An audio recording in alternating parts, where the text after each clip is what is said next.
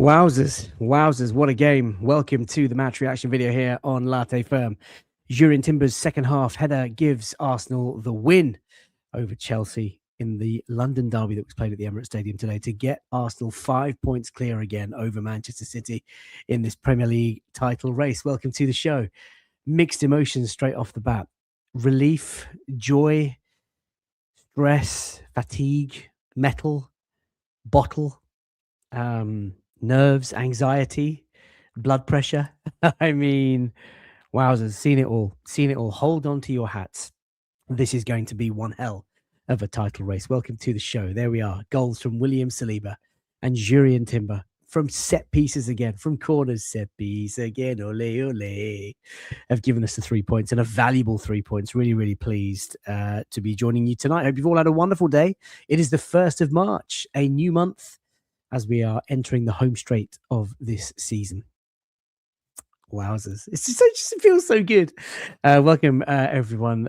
Thanks for tuning into tonight's show. If you're tuning in for the first time and you do enjoy, of course, the content, please do subscribe, hit like on the video. It's a massive help to the channel, massive help on the YouTube algorithms. I'll take as many comments as I can, as you know, so get me your thoughts on the game, the lineup, the performances, the goal that we conceded, the nerves at the end, what you think it means for us in this title race. I can't wait to take some of your comments. First up was Danny saying, happy St. Totteringham's Day. Always a good day when we beat the Blue Cheats. Yes, Spurs. Wow, is this a record? Is this the earliest we've ever had it? They, of course, lost to Fulham today. Alex Iwobi, what a golazzo. And, of course, always good to beat the Blue Cheats. Chelsea, who have been ruining the game since 2004-05, whenever it was, when Abramovich brought his dirty money into the game. And it's just the one team that I absolutely hate more than anyone, and it's always good to get one over them. So yes, 3 victories in a row now for Mikel Arteta against Liam Rosenior. JCF says the 2 London derbies won in a week. So stressful that the game, but the 3 points really are beautiful. And a little part of me still looks back at Wolves and thinks, if only, but let's not do that. Let's focus forward. Beating Spurs was fabulous. Beating Chelsea today was absolutely brilliant. And it's really important that we're just back to winning ways. DJ D10, good evening, everyone. And FK, it was a hard watch. But in the end, the Chelsea players always take care of themselves and lose their heads massively. Yes, their 9th sending off this season. Pedro Neto seeing red after bringing Gabby Martinelli down for his 2nd yellow. Thomas says, I'm exhausted. Is this how it's going to be? Oh, dear, oh, dear. I know, I'm exhausted, mate. I don't get nervous. I get shaky, as the famous clip says. Exist Photography says, we need to talk about Trossard and Eze. We're going to talk about Leo Trossard. He's been a little bit off the boil recently. Eze today was really frustrating in that first half. I thought he played better in the second half. But again, it's not Spurs. And we need him to do a lot more in the game. Paul, welcome to the show. Good evening. That was a tough watch in the stadium. It's lovely beating Chelsea and Lincoln, Liam, but why do we always struggle to do it so this season? It was a tough watch, but look, nobody said it was going to be easy, Paul. Games are going to be very difficult. We're getting to the business end of the season, and you can see 1 or 2 players really on their last legs now. They're getting in towards that red zone. Arteta's got to make sure he rotates a little bit better. But it's the Premier League. It's relentless. It's so unforgiving. It's fiercely competitive. The intensity just doesn't drop week after week. You see teams beating each other all the time every week. So it's one for us to be consistent. We're not going to play swashbuckling football in every game, and we've just got to play what's in front of us and hopefully get the 3 points and get through. Afsar, welcome to the show, FK. Brilliant result. But how worried are you about the performance when they went down to 10 men? Shocking, he says. We should have attacked and scored more goals than inviting constant pressure. Yeah, listen, the last 15 minutes was not pretty. I think my feelings after the game were blimey. Not pretty. Not really a great performance, but I'm just relieved to get that win. And that's all that matters at this stage of the season. And that's all that mattered today. We just somehow had to get over the team and over the line. And let's be honest, Chelsea are a good team. Liam Rosenior has been doing some really good things since he arrived. That I think is their first defeat in the league under Liam Rosenior, of course, at the hands of Mikel. The League Cup games were tight in the second leg, certainly. The first leg was a little bit too open, but they're going to be good, and they're going to be a very, very big test for Manchester City at Stamford Bridge. Afsar says we were a shambles in the final 10 minutes. Dave, welcome to the show. Great to see you in the stadium, my friend. Also appreciate your support as a channel member and, of course, a Patreon member. Very, very generous man you are. Says, well, that's the most stressed I've been at the Emirates this season. That last 10 minutes was pure hell. Can't they just play our normal game instead of defending deep and just hoofing the ball? Yeah, it became a bit desperate, a bit emotional, and a bit panicky towards the end. But that's normal. It's natural. These boys are in this position for the first time. The sheer desperation to win a first league title in so many years for this club is important, and it's going to be squeaky bum time, and it's going to be nerve wracking, and you're not going to have any nails left by the end of it. This is a test of your mettle. And I've got to say, Dave, I don't think I had the capacity today. The team really got me through. It wasn't the best performance, but the goal when Jurrien Timber's ball went in, wowzers, I needed that lift. Robert says the term squeaky bum time has never been more accurate. But hold that, Chelsea. That's right. Hold that. Hold that L again. But squeaky bum time, what a beautiful way of describing it. I swear someone near me shat themselves. There was an awful stench at some point during that last 6 minutes. I really hope it was just a fart, but I seriously couldn't tell. Oh, Dave. I hope for their sake it was as well. Jonathan says, thank you, David Raya. We will talk about David Raya today. He was absolutely extraordinary. Jizzle McDizzle, welcome to the show. There was a stat from James Benge after the game saying that Chelsea had completed twice as many passes as us after the red card. This has convinced me that we are going to F it up. Lucky today, they are scared.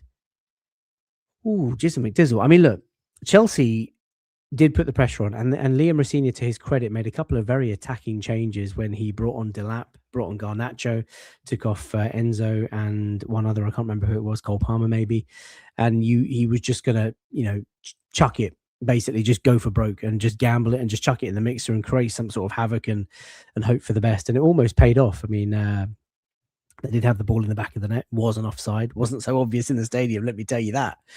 So it was a very tight and tetchy and nervous sort of last 10-15 minutes, but they're Chelsea, and this is what happens. The London derby, it's Arsenal Chelsea, the Emirates, not going to be a walkover. Latif, welcome. Nervy win. That was in the end, FK. Raya with some fantastic saves, but on to Brighton we go. 9 games to go now. Come on, you Gunners. The passing stat is so dumb. Half of those are between defenders and Sanchez. There you go, cardiac cats. Adam, welcome to the show. What a game. Refereeing was 4 out of 10, but crucial result, and always good to beat Chelsea. Come on, you Gunners. Yeah, Adam, I didn't think the ref was brilliant today. I don't think he was terrible, but he was in the limelight a lot, and 1 or 2 decisions where the cards should have come out sooner. 1 or 2 decisions where I thought, what are you doing, ref? Pulling back the 2 breakaways from David Raya's goal kick clearances. You could argue pulling back the advantage that we had with Martinelli sort of ran through after he was brought down. But of course, we needed that red card, and lucky we got it in the end. But yeah, the ref's not done himself any favors today. Christoph, never a dull moment, indeed. What was my mood going into the game? It was one of optimism, one of excitement. It's a London derby. We hate Chelsea. You know that. I thought it would be easier work than it actually was today. Predicted a win. Happy with the win. And as far as I'm concerned, we just lock this game up in a box and just never think about it again. That is pretty much it. And yeah, you're right. It's a real test of stress towards the back end of that game. Umair, LOFK in chat. Well, that was dark and gritty, but another massive 3 points on we march. Into March we go as well. Umair, I don't think you could have summed it up any better. That's the most important thing tonight. 3 points, getting a win. Absolutely brilliant. Tanjiro says, brilliant result, but not a brilliant performance. Our attacking players need to step up. We owe Raya and Yova big time. 2 goals from 2 corners. But we did, of course, concede from a corner, so we'll have to talk about that as well. D-Day Spring is here. Good evening to you. Varun says, happy Ramadan, FK. Hope it is going well. Classic Dan is here. Way more tense than it should have been. We were dominant in that first half. It's not a snack check show, but we'll take it anyway. Bag of M&Ms and a can of Rio, indeed, after the North London derby. Love that. And Umair says, on a more cheery note, LinkedIn Stay in Your Lane Liam is now Mikel Arteta's personal assistant, let's say. Arteta has survived another game. Come on, you Gunners. Title number 14. What are you talking about? We're marching towards title number 14. Be happy. Good news, says FK, my man. Always good to see you. And Greg says, good evening from Philly, Latte fan. Wasn't the prettiest, but I'll take the 3 points. Couldn't be happier if we won every game like that for the rest of the season. I don't think I could take that mentally, Greg, but I'll take it. Of course I'll take it. What a way to finish the season that would be. Rory's here. Evening, FK. Another couple of corners to keep the opposition nervous. Good news. Says, I might be in the minority, but the performance really doesn't bother me. I'm happy with the result. 9 more finals. Abdil says, great win. Set piece again. Ole, ole. Manny's here as well. Evening gang. Don't know how I'm going to survive the next 10 Premier League games. Well, fortunately for you, my friend, it's not 10 games. It's 9 games. 9 games to go.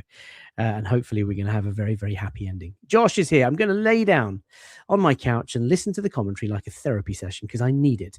Happy to win, but stressful times. LOL. Josh, welcome to the show. Hope you've had a good time today. Thank you so much for all the kind chat. Keep the chat active. I'm way behind as normal. You guys have been waiting very patiently, so let's get on with the show. If I do miss a chat, my sincerest apologies. I will try and get through as many channel member chats, super chats, obviously always featured. I'm very, very grateful for any donations. DJ D10 says, for me, nobody had a great game apart from Raya. I think that's a bit harsh.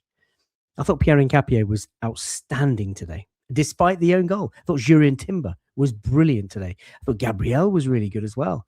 Yeah, that's just my thought. Henke says, easy win. Right, FK? What happened to the Mustafi vibes from Sanchez? I don't think it was an easy win. I was expecting an easier win. It was hard work in the end, but happy that we got one over that lot. Indy Barge dunked on Chelsea from set pieces. There's a nice ring about that. Social Joint says, even what a stinker, but we got the 3 points. Okay, let's keep the comments coming. Okay, I will get through as many of those as I can. Right, let's bring up the slides. What a feeling it is to get the 3 points. It's never enjoyable until the final whistle, it seems, these days. Let's start with the team news, this courtesy of PremierLeague.com. These were the starting lineups. Arsenal unchanged from the North London derby of last weekend, which was obviously glorious. And very pleased to see that, to be fair. There was some news around Martin Odegaard last night in the group chats, potentially out for maybe a couple of weeks with his knee strain, not ready for today's game. And Kai Havertz was rumoured to be in with the squad. Han of Arsenal breaking that on the Late Night Lounge on Friday. Then, obviously, we saw the footage of him walking around with the players in the hotel, which confirmed that he was going to be involved in the matchday squad. And he was on the bench. He came on with the last sort of 15, 20 minutes to go. Jurrien Timber with a ball next to his name. Ladies and gents, boys and girls, how rare is that? A goal scorer, goal-scoring hero, Jurrien Timber. More on him later. William Saliba also amongst the goals. I think that's his first league goal of the season, if I'm not mistaken. Saliba getting a goal, again, obviously from a set piece, and Gabby Magalhaes getting that sort of assist.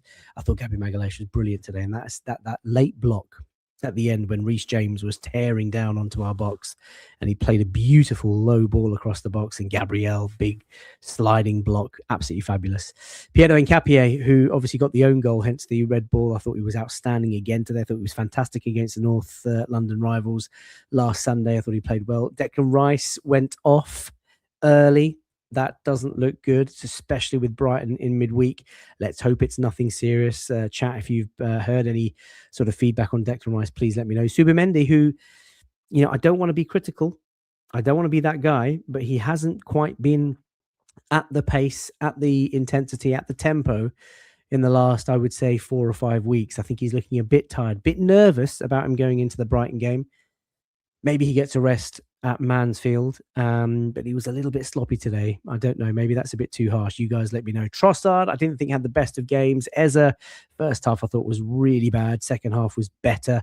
Bukayo Saka, I thought Jarell Hato did really well against him in the first half, but Bukayo Saka, not really very influential. Maybe he's saving his best for the last few games, but ominously quiet in front of goal recently, Bukayo. And Victor Gyökeres, hardworking as always. Didn't quite get on the score sheet today, but led the line for the Arsenal. Chelsea, on the other hand, they did have some issues, as you can see. Not even a picture for Sarr, who came in to make his first start in the Premier League for Chelsea ahead of the suspended Fofana.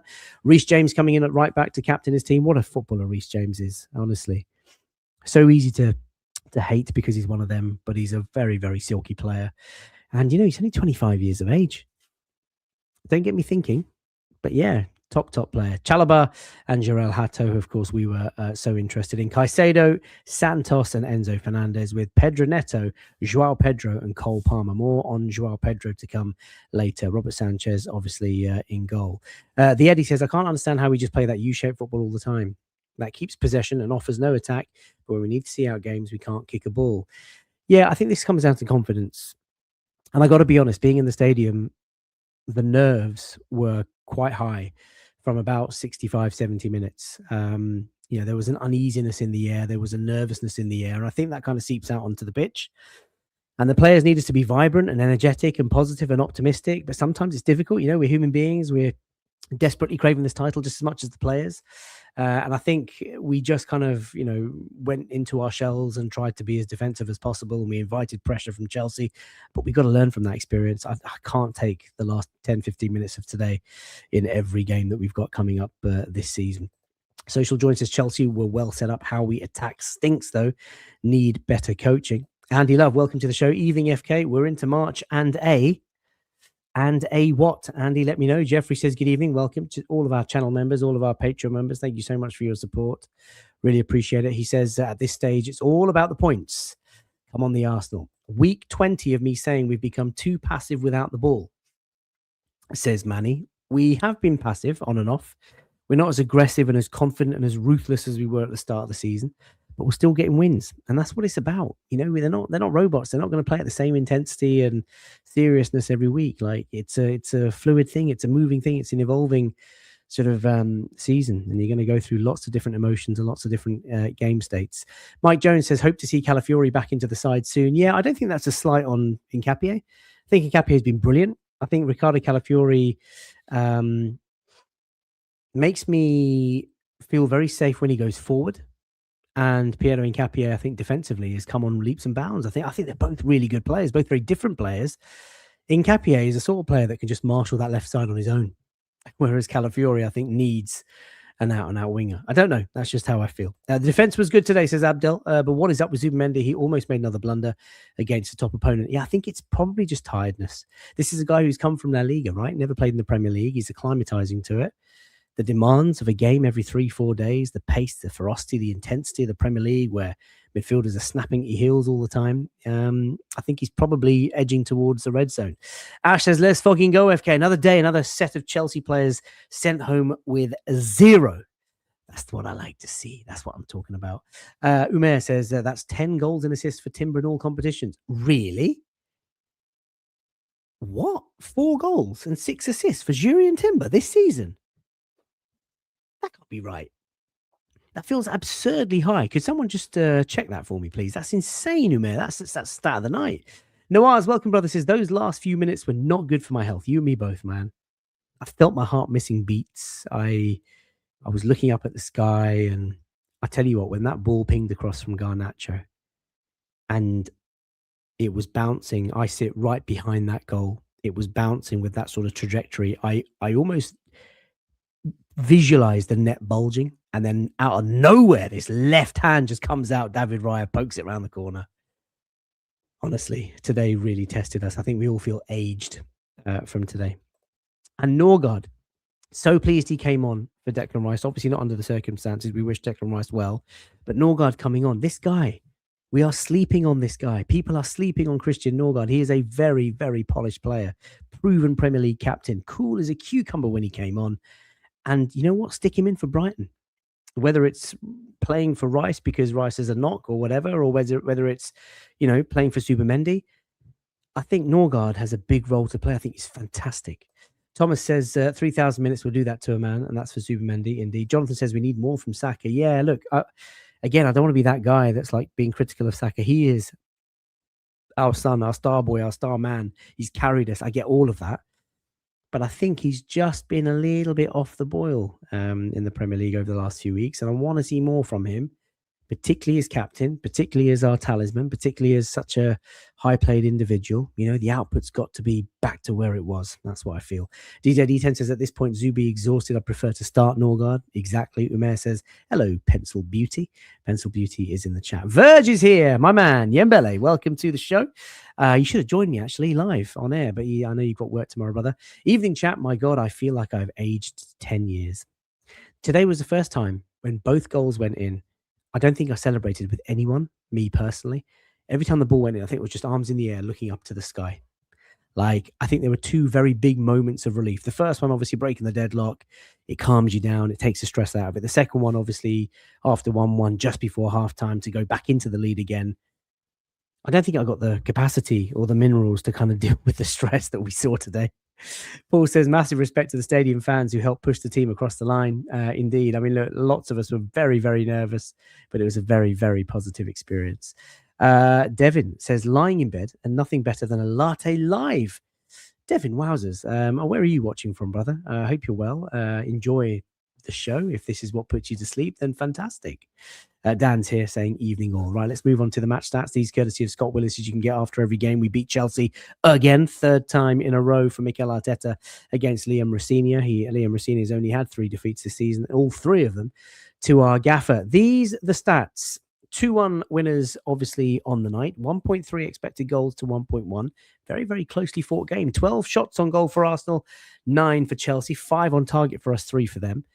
We had 9 of our shots from open play. Chelsea bossed possession, and particularly in that last 15, 20 minutes, where I thought they were really good, and we were probably equally as bad. Final third entries, 44 to 33, so we were very efficient and effective with the ball. I think in the first half, the game should have been... No, the game... sorry, forgive me. I don't want to say the game should have been sort of out of sight, but we should have been clear. I thought in the first half, I think we had 8 shots on goal, and Chelsea had no shots on goal. Yet they were ahead, of course, thanks to the Piero Hincapié own goal from the corner.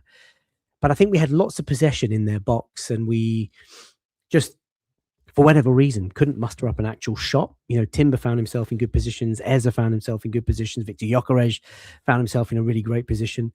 But we just couldn't get a shot on goal, and that was really disappointing. And I feel we had enough of the ball and enough situations in their box to have really punished them, but we were just very limp in front of goal in that first half, and that was always a worry. You know, you come out in the second half and you think, is it going to be more of the first? And can I also just share, I don't know how many of you guys feel this in the chat, but I had this really irrational dislike for swapping ends before the game starts. It really, really irritates me. I'm so used to being in the North Bank lower, the team shooting towards me in that second half. It fills me with this sense of security and comfort and, you know, knowledge, knowing that the second half is going to be all, you know, rubber to the what's the heel to the rubber to the floor, pedal to the rubber to the, what's the phrase? I don't even know, but you know what I mean. And they changed it. Chelsea obviously must have won a toss, and they sort of moved us over, and that was just really, really uncomfortable. But when you look at those stats, look, Chelsea have played well. They finished very, very strongly, and maybe on another day we don't get away with it. You know, the offside, Joao Pedro at the end, marginally sort of offside. The ball was in the back of the net. Reece James, if he's better with his delivery, and if we weren't switched on defensively, maybe they would have scored. But on the whole, very pleased. We've managed to get the win. Chelsea are going to take points off lots and lots of teams, hopefully Manchester City at Stamford Bridge. And it was probably their best performance under Liam Rossini against Arsenal. Shin, welcome to the show. I know there is pressure, but our game management in the last 15 minutes was atrocious. Some players were poor today, but we just needed to win anyhow we can. Jake, welcome, says with Marino out and Ødegaard struggling, it feels like our season hinges on Havertz getting and staying fit. I loved Kai Havertz's introduction today, not least because he's a former Chelsea player, not least because we absolutely adore him. But I thought he just gave us that sort of composure in the final third, and he's just such an intelligent player, and that sort of familiarity and comfort comes back into the team. He's such a hard worker, as is Victor Gyökeres. But I think Kai Havertz is a bit more of an elegant, graceful sort of player with the ball, you know.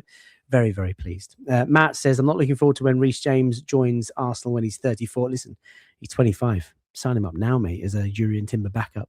TSA4422 FK, I called it in here in the summer. Hincapié would take that job. I thought Piero was outstanding today. Very, very pleased. And Robin says, good evening. Arsenal win the league and Spurs get relegated in the same season. LOL. I mean, what a magnificent season that would be. Imagine Arsenal won the league and the scum got relegated. Wowzers, that would be sensational. Let's talk about the first goal. William Saliba. Really, really pleased for the boy. Great goal. And it felt like at this stage, the game was going to be sort of, I guess, going to get the breakthrough from some sort of a set piece or just a Galazzo. But in the end, it was the corners that came to the fore. And after, a week of enjoying and sort of glowing in the North London derby delight with 4 goals from open play, we reverted back to set piece FC. So what was it? Bukayo Saka whipping in the cross. Sanchez tried to sort of reach out and claim it. Gabriel was doing brilliantly at the back post, you know, really sort of fighting his man off. I think that was Joao Pedro, you know, T-shirts being pulled all over the place. heads the ball bravely across back into the 6-yard box. Saliba sort of nodding it just in front of the 6-yard line, in front of the goal line, sorry. And I think the ball ricochets off someone into the net. Mamadou Sarr, I want to say. I'm not sure, but I think the goal was given to Saliba, and that got us going. And I was really, really pleased because, at that point, it was, we were comfortable in possession. It was a fairly even game in terms of shot creation and shot chances, but it gave us a very, very welcome lead after 20 minutes into the game. The rest of the half was pretty solid from Arsenal. Like I said just a few moments ago, we had lots of situations in their box. We could have maybe mustered up a few more chances and really put Sanchez under pressure, but we couldn't do it. And this is a lesson that Arsenal have to learn. When your opposition is on the ropes and you don't go for the kill, there is every chance that a good caliber opposition like Chelsea will get back into the game. And sometimes it takes either a deflected shot or a set piece or a sensational strike or an own goal in this case to get a team level, and then the nerves kind of creep in.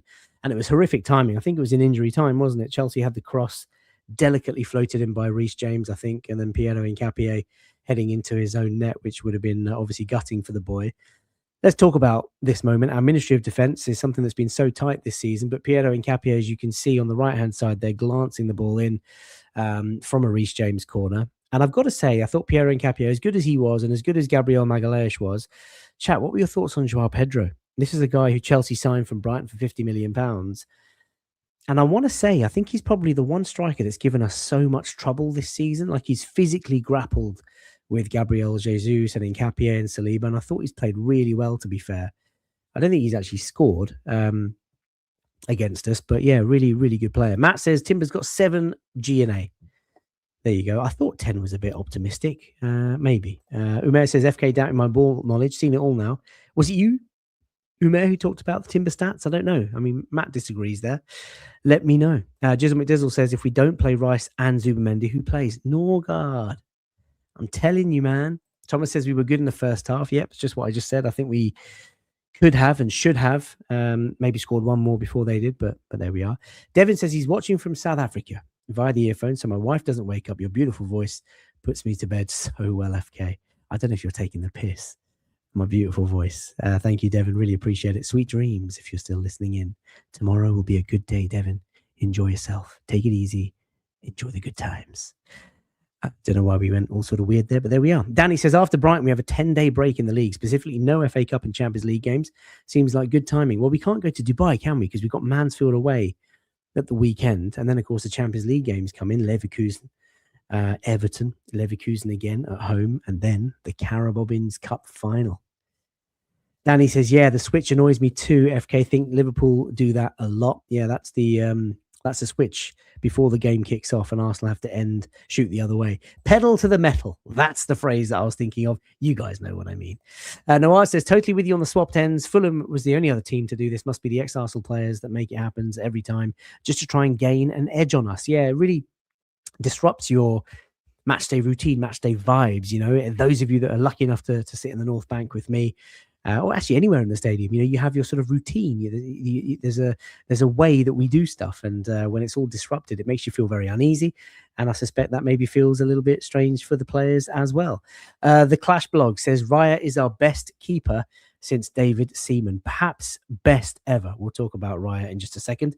Karen of the Cats is in the house. She says hello. Plainco says happy St. Totteringham's Day all. Lovely stuff. Come on, you Gunners. By the way, hundreds of you are watching live right now. If you're enjoying the content, please do subscribe. And you're watching for the first time, be very welcome to join this community. Well on our way to 30,000 subscribers. Hit like as well. It's a massive help to the channel. It's free to do, easy to do, and it raises the profile of Latte Firm on YouTube. And if you want your fix in other ways, get over to socials. TikTok, we're on Latte Firm. Did a live at the full-time whistle today, which was fantastic. Get involved on Twitter or X, whatever you want to call it. And of course, Patreon members and channel members, very grateful for your support. Ad-free content, exclusive content, access to match tickets for our Patreon members. So much good stuff. And you can see along the ticker where you can sign up. Ashketh says it was a beautiful day, but also because Iwobi saw them off for us. Once an Arsenal, always Arsenal. It was a great goal from Alex Iwobi. Wowzers. Thomas says João Pedro was brilliant, quite frankly. Yeah, I I agree with you. DJD10, Saliba seems nervous around him. I don't know why, but that's the gut feel that I get. And Umair says, I wanted Pedro at Arsenal before he joined that lot. Listen, never say never with this lot. I mean, Chelsea might have to get rid of lots of players in the summer.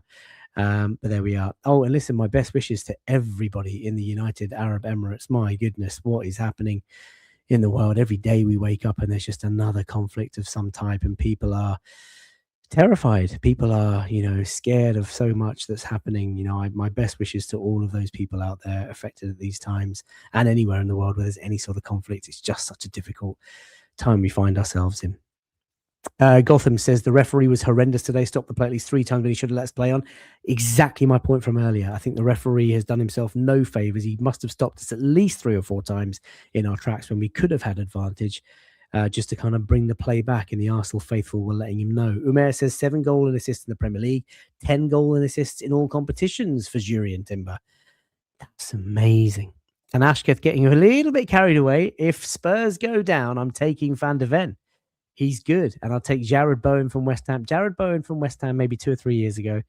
Van de Ven was back up to Gabby. Potentially.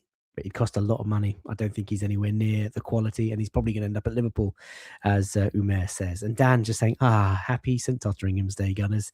Indeed. Let's move on to the goal. This is something that I tweeted some weeks ago. Many of you might remember. I have a theory on why Jurrien Timber plays literally every game and why he's being played into the ground. Every time that we have a corner, everyone who sits in the North Bank will know that Jurrien Timber pulls all the strings. The players all go to him. He whispers in their ears about what runs and where to go and what to do, and then they go and execute. And I've now concluded that he is not the set piece coach. He is not the set piece advisor. He is the set piece. I mean, what a goal today. And I'm so happy for him, because this is the epitome of unsung hero. This is a guy who goes about his business. He's an amazing team player. He's happy to stay out of the headlines, happy to stay out of the limelight. Will do his 8, 9 out of 10 every week and just almost gets forgotten about. And I think he has been absolutely superb this season. Could do with a break, of course, like so many other players. But to get on the score sheet is always special, particularly for a defensive player who may not have that chance. You saw in his celebration, you can see it on the picture on screen, just how much it means to him. And his post-match interview in the centre circle with William Saliba was just so positive, so calm. This is a guy who's won league titles, of course, in the Netherlands. So he's got that sort of experience. And he talked about how he wants Arsenal to enjoy it. And he talked about how they are enjoying it, and how they've done so well to get where they have. And, this is the enjoyable part of the season.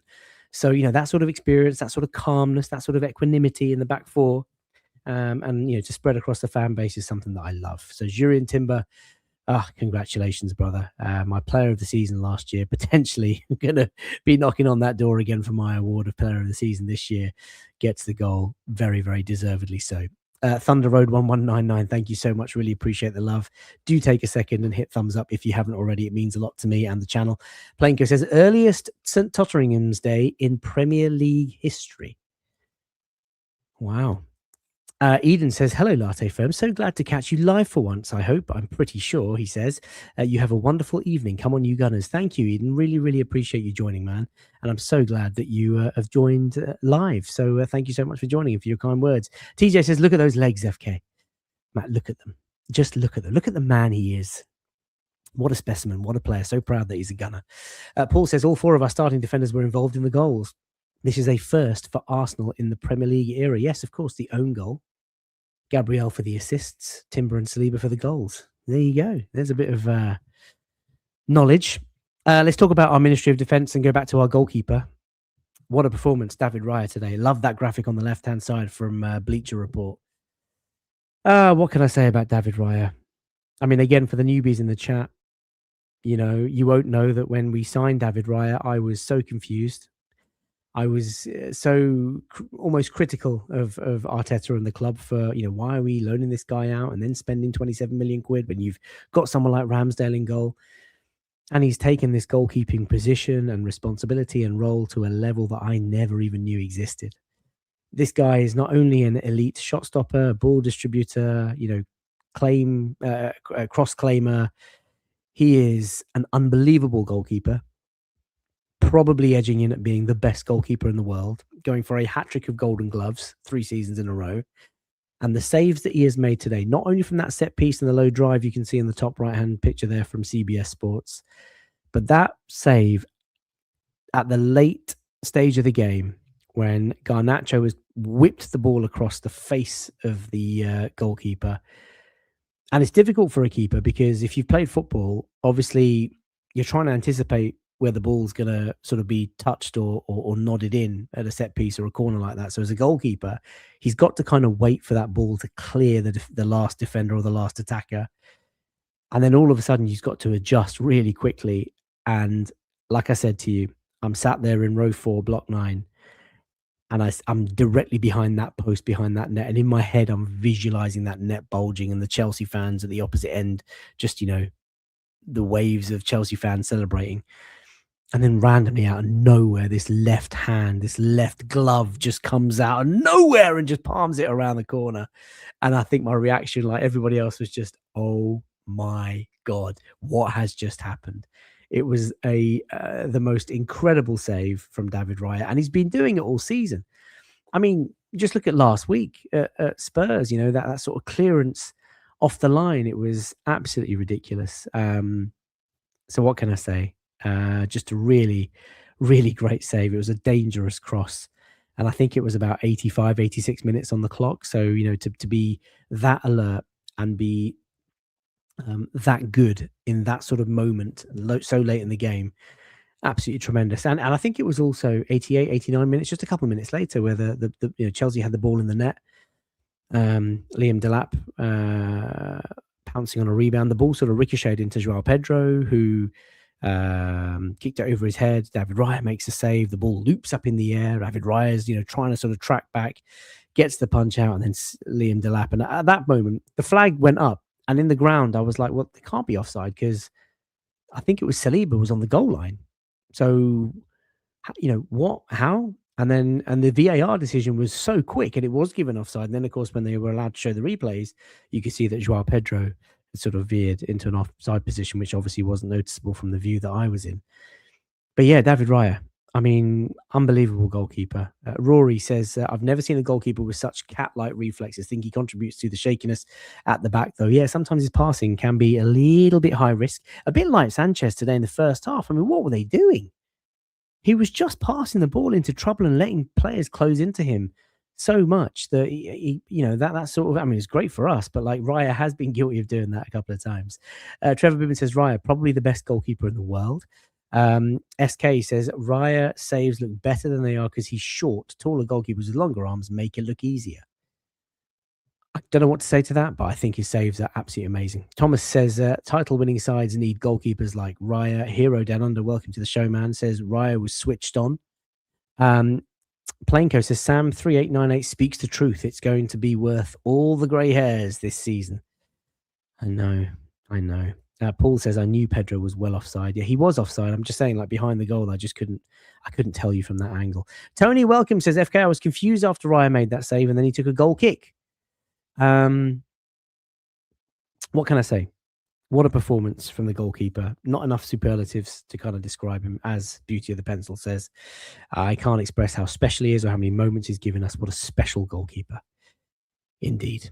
That is a wonderful way to finish. So where does it leave us, ladies and gents, boys and girls? The race is very much on. We are now 5 points clear with 29 games on the board. There are just 9 fixtures to go in this season of the Barclays. Manchester City are there. 28 games played, a goal difference of 4 inferior and 5 points behind thanks to their 1-0 victory at Leeds yesterday. I thought Daniel Farke's men played really well. I thought Leeds could have and should have scored at least 1 or 2 in that first half, but listen, wasn't meant to be. That's a couple of very tight games for City back-to-back now. Newcastle at home, Leeds away, and they were fist bumping and chest beating and hugging after every block, and after that first miss from Dominic Calvert-Lewin, I think 3 or 4 minutes in. That's how emotional Manchester City are. That's how desperate they are to hang on to not conceding. I've never seen emotions like that from a Pep Guardiola team. I think they are just as nervous as we are. So this is going to be a very, very tightly competitive Premier League title race. So 5 points, and we have got Brighton in the week, coming up on Wednesday night away to Brighton. That's a tough game. Brighton, of course, beating Nottingham Forest today. Danny Welbeck scoring his 10th goal of the league campaign. And those are the fixtures on the right-hand side, as you can see, courtesy of Arsenal.com. Those are the 5. Chelsea at home today, 2-1 win. Brighton away at the Emirates Stadium, 7:30 p.m. kickoff on Wednesday. Mansfield away in the FA Cup. That'll be all change, please, for Mikel Arteta's men.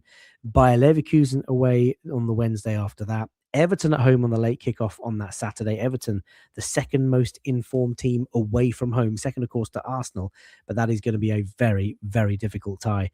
We then have Leverkusen in the return leg at the Emirates on the 17th, which is a Tuesday, and then we have 5 days to prepare for the cup final at Wembley Stadium against Manchester City. What a month this is going to be.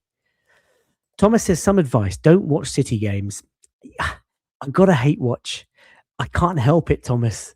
It's like I'm addicted to pain. I'm ever the optimist. I'm the romantic. I always think that City are going to drop. And then when they score or whatever, it's a dagger. And when the whistle goes at the end and they've got the 3 points and I see the celebrations, the pressure just sort of plays in my head. But listen, they will be watching Arsenal with every minute of every game. They will have watched today all of their players, all of their fans, the manager. They would have been texting each other, WhatsApping each other at key moments in that game. Maybe at 1-1, there might have been a message that went around the group, tune into the second half. This is it. This is where the wobble starts. But no, Arsenal have shut that door on Chelsea, and we've done it brilliantly this year. 4 times we've played them, 3 wins and 1 draw at Stamford Bridge. And Mikel Arteta's record against the Scummy Blues goes on, which is great to see. SK says we're losing to City. Our hope is that City drop points versus Chelsea away. I don't think we are losing to City. I think Arsenal, the Arsenal are going to the Etihad, and we're going there to win. And it's up to City to beat us. It is as simple as that. Afsar says City look very, very, very strong. Their defense has improved a lot. Mark Gray, he's been a fantastic signing. Let's be honest, 20 million quid, 350 grand a week, and he's a proper defender, maybe England's best defender. And I'm very lucky very happy to say that he's going to be missing in that League Cup final, because I think without him, they are going to be very, very difficult. SK says, I hope you are right, you bald, sexy man. Thanks, SK. Honestly, you guys crack me up. Listen, I think we're going to leave it there. So, look, very, very pleased. It's Arsenal who've beaten Chelsea today at the Emirates, which is always a nice feeling. Wasn't the prettiest game. Wasn't the most fun game, but I don't think that matters. All that counts is that we've got the 3 points, we've got the win, we're now 5 points clear again, and we can go 8 points clear on Wednesday. 8 points. I know City will have 2 games in hand, but I think at this stage of the season and in our position, I would much prefer the points on the board. And let's be honest, Brighton is going to be a very, very difficult game. They cause all sorts of teams problems, and it's going to be a very, very tough game. So let's hope we can get there and just take the 3 points and just take one game at a time. Thank you all for tuning in and for joining in. If you are still watching, as the hundreds of you are according to StreamYard, please do subscribe to the channel if you've enjoyed the content. Drop a like on the video. It's a massive help. We'll be back tomorrow with some sort of a show, I'm sure. And then we'll be back on Tuesday with a Brighton preview. Might bring in Charlie, a good friend of mine, who obviously joined me for the breakdown on Brighton players that we signed in the past, Trossard and White. Wednesday night after the game, I will be working in London all day, and then I have to drive to Birmingham in the evening. So we're going to watch the game, go live on the whistle for a fairly short match reaction, and then I'll have to hit the road, and then we'll be back on Friday with a late night lounge. The content is coming thick and fast. What is there not to like? Look after yourselves, guys. Hope you have a lovely day at work tomorrow, or school, or university, or whatever it is that you choose to do, and just go in with that spring in your step, because the Arsenal are clear, and we are 5 points clear at the Premier League table, top, with 9 games to go. Over to you, Pep. Over to you. Bye for now.